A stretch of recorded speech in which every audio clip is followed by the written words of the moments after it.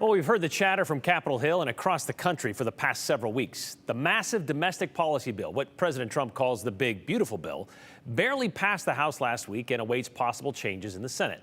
One of those changes happened prior to the House vote, and it was a win for Idaho in the West. A provision to allow the selling of public lands was taken out, which is why Idaho's congressman changed their vote to a yes. So what other changes might we expect from the Senate side? And is this bill actually big and beautiful, or is it just huge and harmful? Joe Paris gets a breakdown from Congressman Mike Simpson about health care, Social Security, and farm worker reform.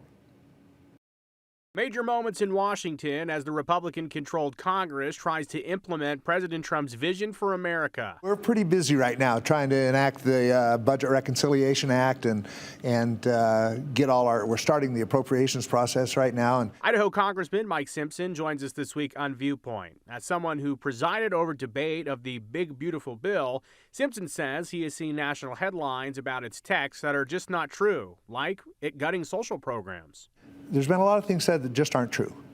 We're not taking away people's Medicare or Medicaid or Social Security. No one's going to lose those things if you qualify for the programs.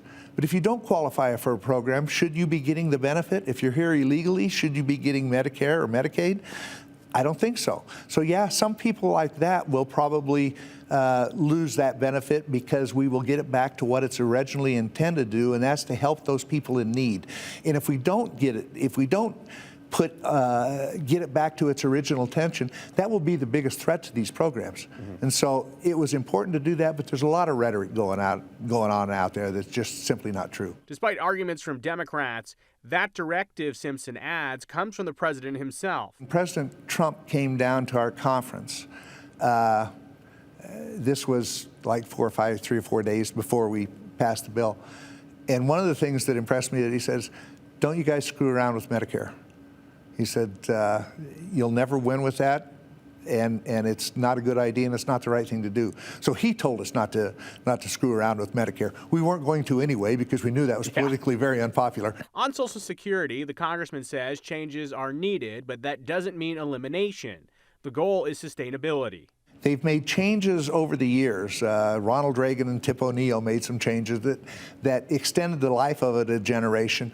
Now we've got to look at it and say, how can we make this program sustainable for the future? Because if you're a young person starting to pay into Social Security, you know, they've done polls, and I've seen them, that say a young person just starting to work and paying money into Social Security believes they're more likely to meet an alien than they are to get Social Security.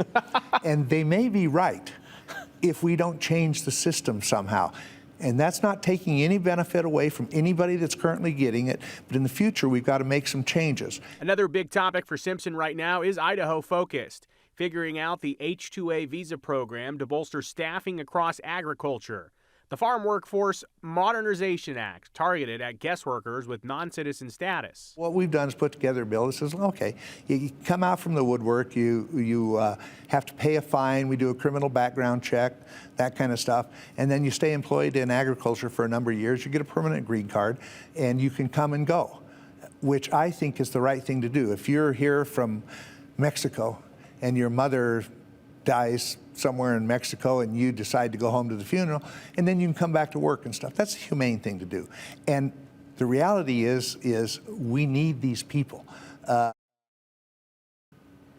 And something else I spoke with the congressman about, a very Idaho issue that we've covered here on the 208. For example, the dairy industry is not a seasonal industry. As the congressman put it, cows don't stop producing milk because it's times for H-2A workers to go home. So, Brian, it's something that at the federal level is being talked about now. Congressman Simpson leading that effort on modernizing the farm workers. He used an example from recent years that there were 4,000 openings in agriculture. Only 4 Americans were willing to take the jobs. 3 of those 4 quit after the first day. That's what we've heard a lot as well. So has he heard that from Idahoans? Because we know that there's a lot of loud voices on the other side of that say we need to clamp down on this.